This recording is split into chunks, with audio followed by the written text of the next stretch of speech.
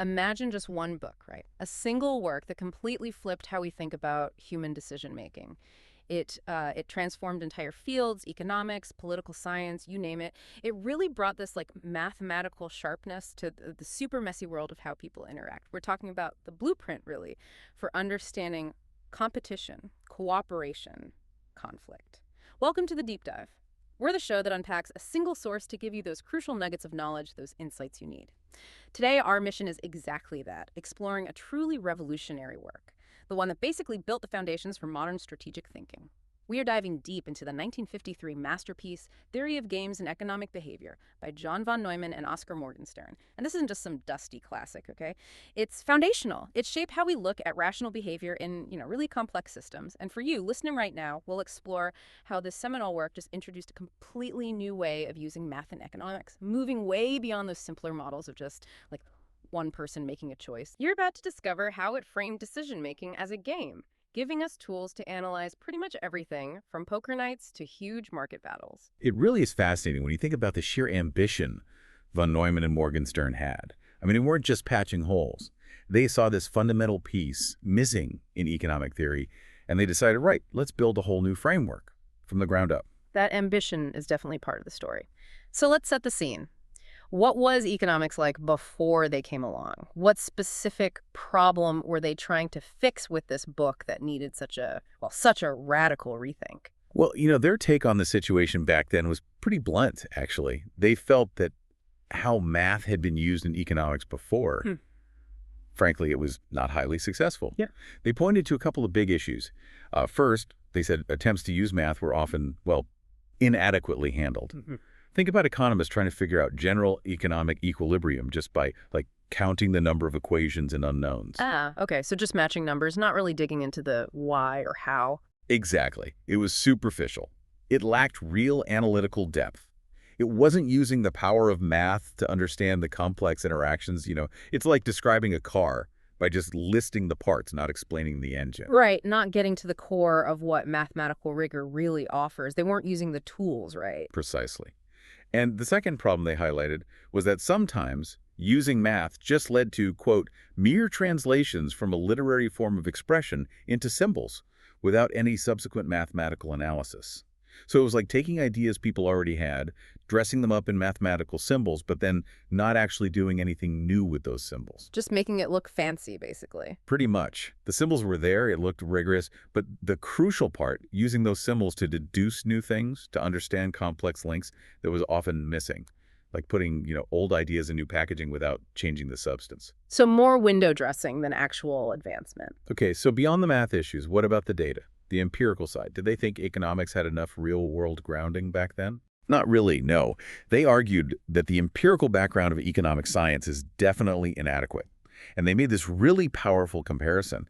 They said, our knowledge of economic facts was incomparably smaller than what physics had when it went through its big mathematical revolution, back in the 17th century. Like with Newton and gravity based on centuries of observation. Exactly. Newton had all that astronomical data, careful experiments. Economics, they argued, just didn't have that solid foundation yet. And this meant, for them, that economics needed a decisive break, a real fundamental shift, just like physics had experienced. They weren't talking about small tweaks. They were convinced a radical change of approach was absolutely necessary for economics to become a proper science. And that vision, that ambition, is just remarkable. They weren't fiddling around the edges. They saw this fundamental gap. So they were aiming for a complete overhaul, right?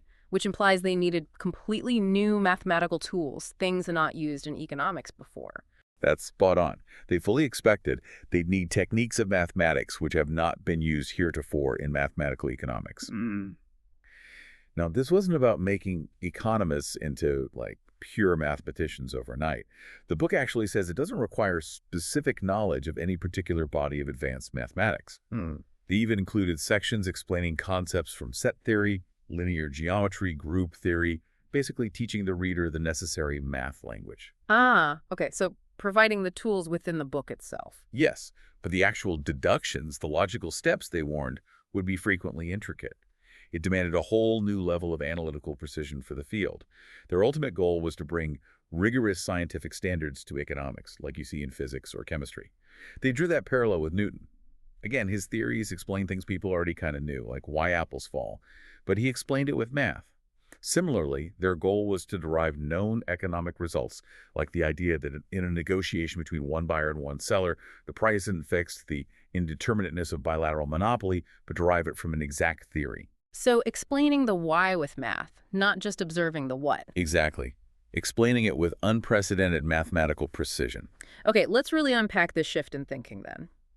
Before this book, economics often looked at, like, one person trying to get the best outcome for themselves. The Robinson Crusoe idea, right? Where one person controls everything affecting their happiness. So what does it really mean when you bring other people into the mix? How does that fundamentally change the problem they were tackling? This is absolutely the core of their breakthrough. It's probably the biggest departure from how economics thought before. The Robinson Crusoe economy, like you said, is an individual facing an ordinary maximum problem. Crusoe alone on his island, deciding how much time to spend fishing versus gathering coconuts.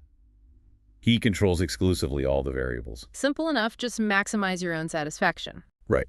It's a single participant problem. You can calculate the optimal outcome because there's no one else reacting to your choices. But a social exchange economy, that's fundamentally different. It involves the interactions of the conflicting interests of all participants. Every single person, they explain, is influenced by the anticipated reactions of the others to his own measures. Whoa. And that, they say, is the crux of the matter in real-world problems. Think duopoly, oligopoly firms competing, or any negotiation where your best move depends entirely on what you think the other person will do. So it's not just about what I do, but what I do thinking about what you'll do, knowing you're thinking about what I'll do. That sounds incredibly complicated to model, like a spiral of anticipation. It is. And this leads straight to another critical point they make. The whole idea of rationality in a social setting is not at all formulated in an unambiguous way. It's way more complicated than the popular and the philosophical use of the word rational indicates. Their theory needed to handle situations where interests might align parallel, they called it, where cooperation helps everyone. Or where interests are totally opposed, one person's gain is another's loss. Or, most often, where it's a messy combination of both. Okay, so reality is usually a mix of cooperation and conflict. Exactly. And what's really crucial, and frankly groundbreaking for the time, is how they dealt with imperfect information. And even surprisingly, the chance of irrationality. They state very clearly that the rules for rational behavior in their theory must provide definitely for the possibility of irrational conduct on the part of others. Wait, rational behavior has to account for irrationality. Yes. Think about that. Your best strategy isn't just about assuming everyone else is a perfect logic machine. It's about making the smartest choice, even if you expect others might make mistakes or act emotionally or just miscalculate. They noted that even in a perfectly rational community, the rules need to cover a great variety of situations, some of which will be very far from optimum. So my optimal move has to factor in that you might not make your optimal move. Precisely. Maybe due to error, maybe emotion, who knows. This was a huge step away from the idealized, perfect rationality assumptions of older economics. It forced a much more realistic, robust definition of what it means to be rational when interacting with other, potentially flawed humans. That's a really profound shift. Okay, so if they're moving beyond simple individual maximizing and dealing with all this complexity, how do they handle something as, well, fuzzy as utility or satisfaction? How do they make that measurable enough for their hardcore math? Right, that's the million-dollar question, isn't it? And this is where their axiomatic approach to utility is just brilliant. It enables the whole system. They take what they call a mainly opportunistic view on measuring utility. They simplify it as far as reasonably possible. A key part of this simplification is assuming that the ultimate goal for everyone, consumers, businesses, boils down to something quantifiable, like money, or equivalently a numerical datum. But the genius move is how they build this numerical utility. It's not based on asking people how happy they feel. It's built on a set of simple and plausible axioms, basic assumptions about rational choice that are designed to have an immediate intuitive meaning. Okay, simple and plausible axioms. Sounds good. But what do they actually say? What do these assumptions mean for how we think about preferences? Sure. So one key axiom, 3.A they call it, is about the completeness of preferences. It just means that if you have two options, A and B, you have a clear view. You prefer A, you prefer B, or you're indifferent. There's no, or ambiguity in your basic comparison. Got it. You always have a preference, or you see them as equal. Exactly. Then you have what they call continuity axioms, like 3BC and 3BD. These are quite subtle but powerful. They basically say that no matter how incredibly desirable some outcome is like, winning a massive lottery, you can make its influence on your choice as weak as desired by just giving it a sufficiently small chance. Okay.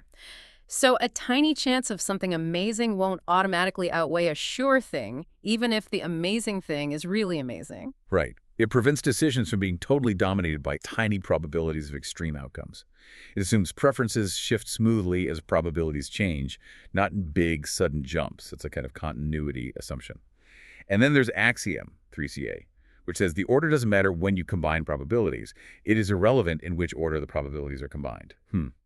If you have a sequence of chances, like a coin flip and a dice roll determining a prize, the overall probability is the same no matter if you think about the coin first or the die first. Okay, those sound pretty reasonable as descriptions of how a rational person might weigh choices with uncertainty.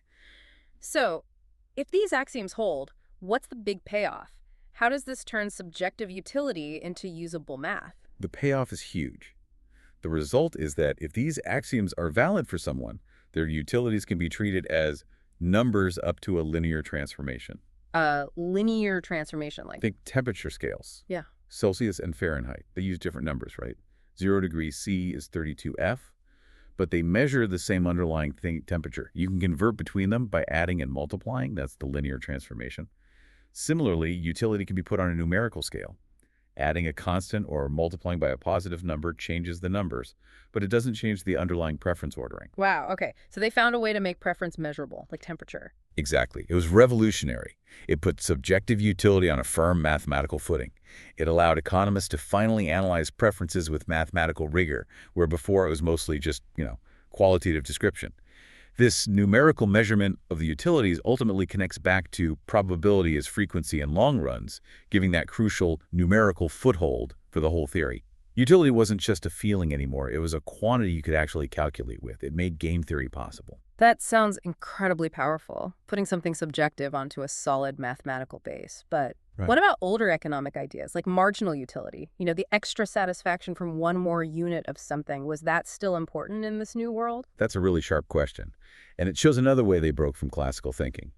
They absolutely acknowledged that their analysis gives them a numerical conception of utility. They feel free to use it. However, they explicitly question the significance of marginal utility for figuring out behavior in a social exchange economy. They state pretty directly that the principles of rational behavior in this case still await formulation, and critically, they are certainly not expressed by a maximum requirement of the Crusoe type. So the old idea of just consuming until marginal utility equals price, that doesn't quite work when other strategic players are involved. Pretty much. In the Crusoe scenario, optimizing alone, marginal utility is key. How much extra happiness from one more coconut? Simple. But in a social game, where my outcome depends on your choices and your anticipation of my choices, that simple marginal calculation just isn't enough to predict what happens. Your actions change my marginal calculation constantly, and vice versa. Right. They're essentially saying, yes, we can measure utility numerically, but how that utility changes at the margin in a strategic interaction is way more complex than the old models assumed. It doesn't disappear, but it's not the sole driver anymore. Okay, so they've built this mathematical way to think about utility, even with multiple players. Where do they actually start with the games themselves? What exactly is a zero-sum game, and why start there? Most real life isn't strictly win-lose, right? Right, most life isn't purely zero-sum, but they started there because it's the simplest way to model pure conflict. A zero-sum game is one where the sum of all payments is zero. Literally, whatever one player gains, the other player or players must have lost that exact amount. Think of dividing a fixed pie. Any slice someone gets bigger means another slice got smaller. Okay, so no value created or destroyed, just moved around. Exactly. And that makes it a suitable basis for a first positive step in game theory. It strips away the complexity of a growing or shrinking pie and lets you focus purely on the strategic conflict over how the existing pie is divided. The book uses lots of examples like chess, matching pennies, poker, bridge, etc. Simplified versions of these are often zero-sum, making them great illustrations for building the basic theory. That makes sense as a starting point, but then how does a player actually play? What's a strategy in their terms? It sounds like it means more than just making one move. Yes, absolutely. They draw a really clear line between the game, the rules and sequence of moves, and the play, the actual sequence of choices made. But strategy is way more comprehensive than a single move. They define it as the player's entire theory concerning the handling of all conceivable situations which may occur in the course of the play. Wow, entire theory, all conceivable situations. Yes, it's a complete plan. It specifies what choice a player will make for every possible situation they could encounter at every stage of the game, even if they have absolute ignorance of everything else that might happen later. It's like a pre-written instruction manual covering every single contingency. That is incredibly thorough, like a giant decision tree planned out in advance for every branch. That's a good way to think about it. And within this, they distinguish two types.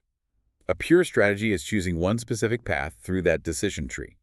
You decide beforehand exactly what you'll do in every situation. But then there's the mixed strategy. This is a probability distribution over your pure strategies. So instead of picking one plan, you assign probabilities. Like, I'll use pure strategy A 60% of the time and pure strategy B 40% of the time, and you let chance decide which one you use in any given play.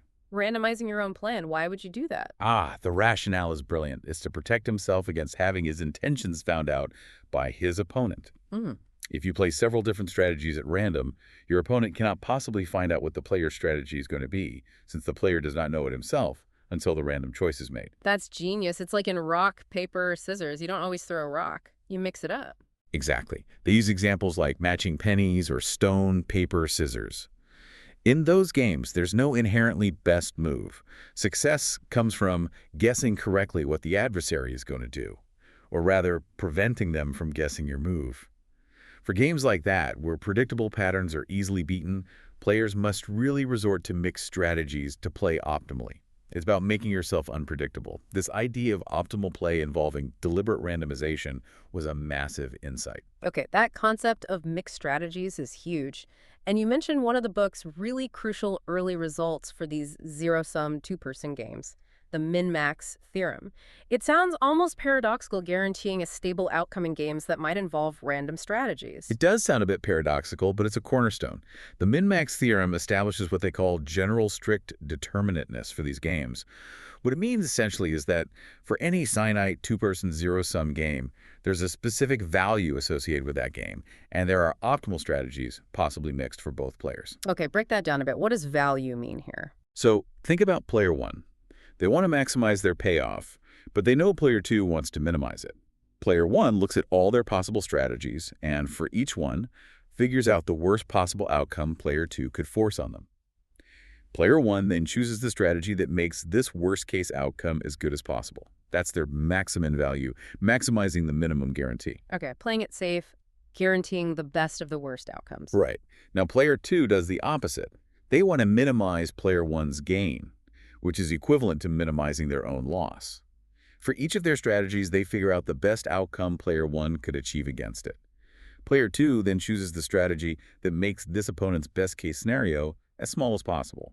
That's their minimax value, minimizing the maximum loss. Okay, limiting the opponent's best possible result. And here's the magic of the min-max theorem. Those two values, player one's maximum guarantee and player two's minimax limit, are exactly the same. Whoa, they meet. They meet.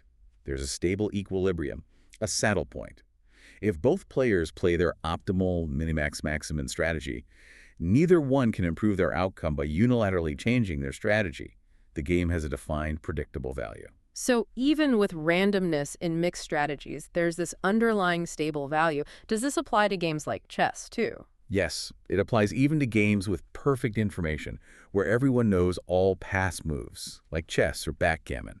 The theorem guarantees the existence of a definite value and of definite best strategies for these games, too. Now, they do caution that actually calculating that optimal strategy for something as complex as chess might be too lengthy for effective use. The number of possible game states is astronomical, but mathematically, the optimal strategy and the game's value exist. Got it. The guarantee is there, even if finding it is practically impossible for some games. Right. And building on this, they define a fair game as one where this value is zero, like stone, paper, scissors is fair. Over the long run, neither player has an edge if both play optimally using mixed strategies. The min-max theorem explains why. Okay, the two-person zero-sum world seems rigorously defined now, with the min-max theorem providing that stability.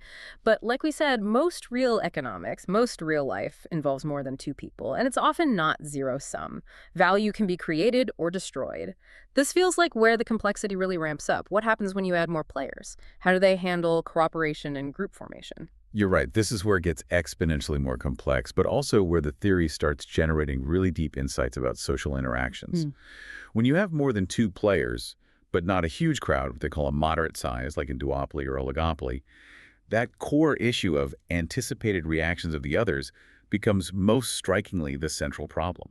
It stops being a simple maximization problem for one person and becomes intensely combinatorial. You're not just picking your best move, you're navigating this huge web of potential alliances, betrayals, group dynamics. Yeah, who teams up with whom becomes critical. Absolutely. Yeah. And the principles of rational behavior for this social economy, they stress again, still a weak formulation in the old sense. They're certainly not expressed by a maximum requirement of the Crusoe type. The rules needed for rationality in this multiplayer world have to cover a great variety of situations, some of which will be very far from optimum. And crucially, again, they must account for the possibility of irrational conduct on the part of others. Your smart move depends on predicting how coalitions might form, shift, and maybe even act suboptimally. So, connecting this to the bigger picture, this idea of coalitions seems absolutely central now. This is where the lone Crusoe model just completely falls apart. How do they even define a solution in this multiplayer world where there isn't necessarily one single best outcome for everyone? You've nailed the key shift for multi-person games. The possibilities of coalitions between players will play a decisive role. It's all about group formation. Now, a solution in these games isn't just one single outcome, one imputation, which is their term for a specific way that total payoff is distributed among all players. Instead, a spearing is defined as a system of imputations. This is a really radical idea.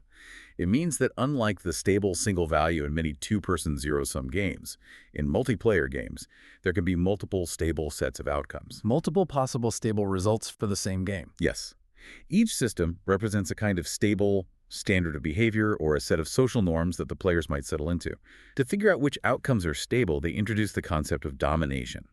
One distribution of payoffs, imputation A, dominates. Another, imputation B, if some group of players, a potential coalition exists that can enforce imputation A, and all members of that group do better under A than they did under B. Okay, so if a subgroup can get together and guarantee themselves a better deal, that new deal dominates the old one. Right. But here's a mathematically fascinating and deeply important finding. This domination relationship can be intransitive. Intransitive, like A beats B, B beats C, but C beats A, that kind of thing. Exactly that kind of thing. It's like the voting paradox. Yeah. This lack of transitivity means that the simple, neat ordering of preferences that works for individuals often breaks down completely when groups are involved. There might be no single best outcome that isn't dominated by something else, which itself is dominated by another, leading back to the start. Wow. That implies collective decision-making can be inherently unstable or cyclical, even if individuals are rational. Precisely. It challenges the very notion of a universally optimal outcome in complex social settings. Simple ranking just doesn't work anymore. So these solutions, these systems of stable imputations, are interpreted as stable standards of behavior, or maybe established orders of society. They have an inner stability once a society adopts one. No coalition within it has both the power and the incentive to enforce a switch to another outcome within that same solution set. But, and this is key, different standards can exist given the same physical background. Two identical groups could end up with different but equally stable ways of dividing the spoils, depending entirely on the social norms or solution they happen to land on. That's incredibly powerful. Social norms aren't just fluff, they're part of the mathematical solution itself. So with all this complexity, where did they start analyzing these multi-person games? Did they jump right into, say, 10 players? No, they built it up carefully. They started with zero-sum three-person games as the crucial prototype. Why 3? Because it's the simplest game where the first requirement is disregarded, meaning it's the simplest case where interactions aren't just purely opposing forces. It models a basic possibility in human relations you can't get with just two players. The possibility of two teaming up against one. Great, the 2vs1 dynamic. Exactly. In a simple three-person majority game, for example, any two players who combine can get a unit from the third player. This immediately brings in the idea that compensations passing between the partners are vital. If player 1 and 2 team up against 3, how do they agree to split what they gain from 3? That side payment is part of the game. They also identify inessential games, ones where there's no definite inducement to form coalitions. These turn out to be simpler, often resolving into unique payoffs for each player that sum to 0, kind of like separate two-person games. But then you get things like discriminatory solutions.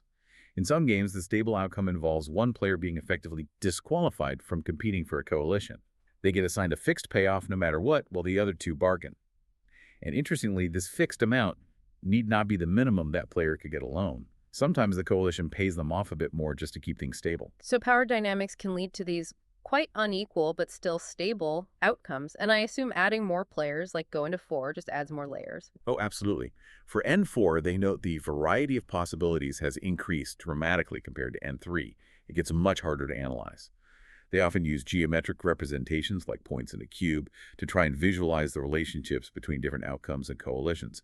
You also get the concept of a dummy player more clearly, someone who literally has no contribution to make to any coalition at all. They just stand apart. A 4-person game might just be an inflated 3-person game plus a dummy who doesn't affect the outcome.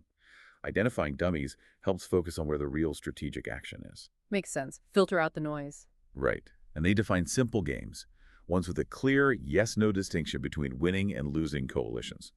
Think weighted voting games in politics or corporations, where certain players or blocks have more power. These can often be described by numerical criteria. And a really interesting concept in these multi-person solutions is tribute. This is a transfer of value between groups or coalitions. One coalition might essentially pay tribute to another to maintain peace, secure an alliance, or finalize a deal. Like side payments between coalitions themselves. Exactly. And fascinatingly, tribute 0, meaning no tribute, is always among the possibilities. But positive or negative tributes are also possible. Either group might pay the other, depending on the balance of power and the specific standard of behavior that stabilizes. It shows how complex the flow of value can be in maintaining coalition stability. This is incredibly intricate stuff, especially when we remember most real economic life isn't zero-sum. Value gets created, deals can be win-win or lose-lose. How did they manage to extend this super rigorous theory built on zero-sum foundations to cover those more general non-zero-sum games? That seems like a huge conceptual leap. It was a massive leap, and they knew it was essential to connect their theory back to mainstream economics. They explicitly say the zero-sum restriction weakens the connection between games and economic problems quite considerably, especially when you think about productivity. The whole point of economic activity often being to create value, not just shuffle it around. So their goal was to abandon all restrictions concerning the sum. How did they do it?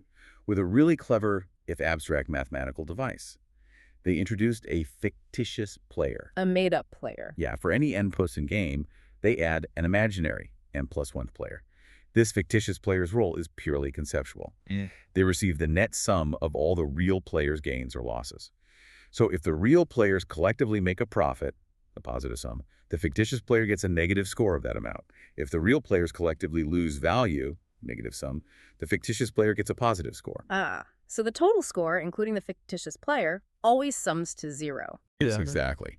By adding this conceptual player, they transform any general n-person game, no matter if it's win-win or lose-lose for the real players, into a mathematically equivalent zero-sum n+1 person game.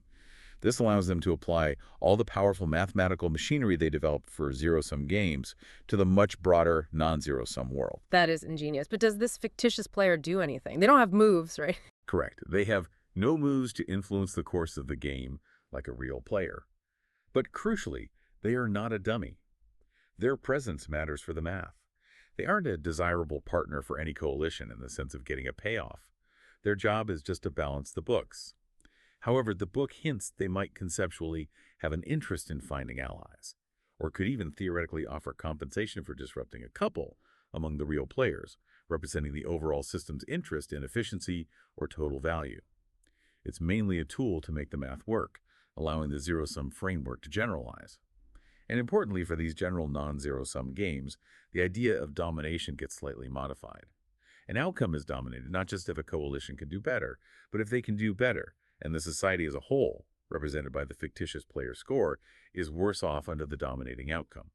This tries to build in a notion of overall welfare or efficiency into the stability concept. Okay, wow. So they built this incredibly comprehensive theoretical structure. Measurable utility, zero-sum games with min-max, multi-person games with coalitions and solutions, and even a way to handle non-zero-sum games.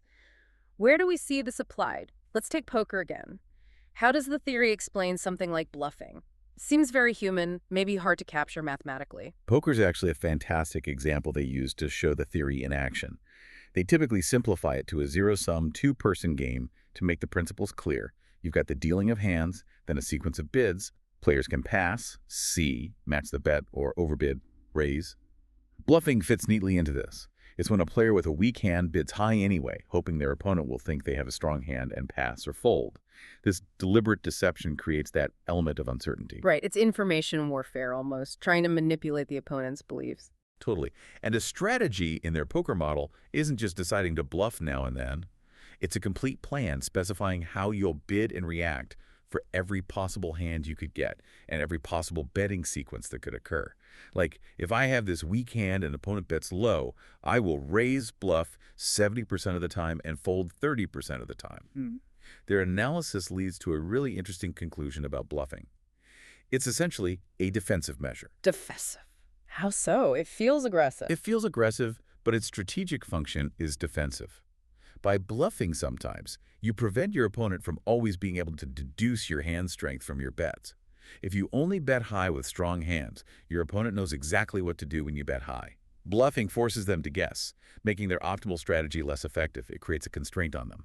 And they show that the unique good strategy is not permanently optimal, meaning you can't just have one fixed bluffing rule. You have to mix it up, use mixed strategies for your bluffs to remain unpredictable and effective. It proves mathematically why predictable bluffing fails. That makes perfect sense. It's about keeping the opponent guessing. Okay, fascinating for poker. But what about the big economic questions? How does this game theory framework help understand market competition, duopolies, oligopolies, or even just basic bargaining between a buyer and seller? This is really where the theory aimed to make its biggest contribution tackling those classical problems. Bilateral monopoly, one buyer, one seller. Duopoly, two sellers. Oligopoly, a few sellers. All these involve individuals or firms trying to maximize utility or profit. But, and this is the game theory edition, under conditions where everyone's outcomes are tangled together through these interacting interests. My optimal price depends on what I think your price will be, and vice versa. The theory can model market scenarios, like one seller and multiple buyers, even incorporating standard economic ideas like decreasing utilities. The more you have, the less valuable the next unit is. But it adds the strategic layer. For bargaining and price formation, the theory solutions describe the likely outcomes. It shows how the final price or how goods get distributed depends on the balance of power between potential coalitions. Is it the seller versus individual buyers, or can the buyers form a coalition against the seller? So it's not just abstract supply and demand curves meeting, but the strategic maneuvering and potential alliances that determine the price range. Exactly. It can predict the range of possible prices, or sometimes a specific price point, based on these power dynamics. They show how their results sometimes confirm existing economic intuition, like Baumbark's theory of price, but provide a much more rigorous game-theoretic foundation for it. Sometimes it refines or even corrects that intuition. The interpretation of the solutions becomes key. A solution might represent a situation where the two buyers are competing with each other, driving the price up, or one where they have formed a coalition against the seller, driving the price down. The framework makes it clear that the final outcome isn't just about physical supply and demand. It depends crucially on the strategic environment and the accepted standard of behavior or equilibrium that emerges. It brings the social and strategic elements front and center. So looking back at this massive achievement, what is the real lasting legacy of theory of games and economic behavior? How did it fundamentally change economics and maybe other fields? What's its impact today? Oh, the legacy is immense. It's hard to overstate. First, just the introduction of mathematical rigor and entirely new techniques was revolutionary for economics. It provided an exact formulation for intuitively, empirically given ideas that people had talked about but couldn't analyze precisely. It brought in tools from set theory, linear geometry, group theory stuff that was really new to economics then. It basically laid the foundation for modern mathematical economics and quantitative analysis in the social sciences. Second, by defining concepts like utility, strategy, solutions as standards of behavior, it created this incredibly powerful general framework for analyzing strategic interaction basically anywhere. You see its influence in business strategy, competition, pricing, political science, negotiations, voting, evolutionary biology, cooperation versus conflict, artificial intelligence. The book itself focused on games and social organizations, but the framework is universal. It gave us a common language. A whole new toolkit and language for talking about strategy in any field, really. Absolutely. And third, maybe the most profound impact, was how it challenged simple rationality. It proved mathematically that rational behavior in groups is way more complicated than just one person maximizing their own stuff. It showed optimal strategies often have to be mixed, involving randomness, and that outcomes aren't always neat and tidy. There can be multiple stable equilibria solutions depending on coalition formation and social norms. Rationality became much more nuanced. Right. Not always one best answer. Exactly. And finally, its influence on everything that came after is undeniable. People like John Nash built directly on their work with concepts like the Nash equilibrium for non-cooperative games. Von Neumann and Morgenstern provided the essential vocabulary, the core tools, the philosophical shift that made all that subsequent work possible. They truly transformed economics and strategic thinking into a more rigorous, predictive scientific endeavor. Well, that wraps up another deep dive. We've journeyed through von Neumann and Morgenstern's incredible theory of games and economic behavior. We uncovered how it really built the foundation for how we understand strategic interactions today. From defining utility in a way that could actually be measured mathematically, to analyzing those zero-sum games with the powerful min-max theorem, and then tackling the huge complexity of multi-person games, coalitions, and even non-zero-sum situations using that clever fictitious player idea. This book just gave economics and other fields a whole new language. We saw how these ideas apply to things like playing poker, understanding bluffing, but also to the core dynamics of market competition like duopolies and the nuts and bolts of bargaining. It fundamentally changed how we think about making rational choices when other people's choices matter too. So here's a final thought for you to chew on this week. The book insists that the rules of rational behavior must provide definitely for the possibility of irrational conduct on the part of others. If being truly rational means you have to factor in the potential irrationality of the people you're interacting with, what does that really say about achieving optimal outcomes? In any negotiation, any market, any team project, it suggests maybe perfection isn't just about making your own best move, but about anticipating and planning for the mistakes or unpredictable actions of others. How does that change how you approach things? As you go about your week, maybe think about a decision you're facing. Who are the players? What are their likely strategies, pure or mixed? How might their reactions, maybe even their irrational reactions, affect your outcome? We hope this deep dive encourages you to sometimes see the world through that game theory lens with its players, its strategies, and its often surprising complex solutions.